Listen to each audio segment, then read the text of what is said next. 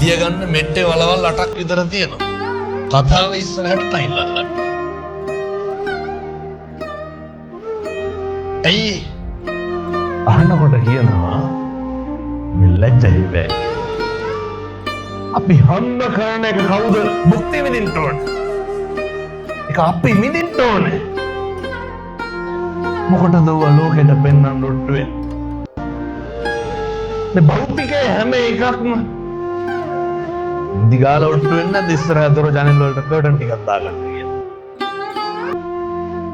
අර මදුරු දැලක් ගන්නවද කවදාවත් අරන්නේ? අරකේ තියෙන හිල් වලට රෙදි කෑලි අල්ලලා ඉන්නවා මිසක්.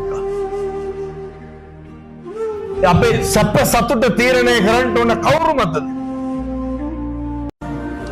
ඒක තීරණය කරන්න ඕන එක අපි මත.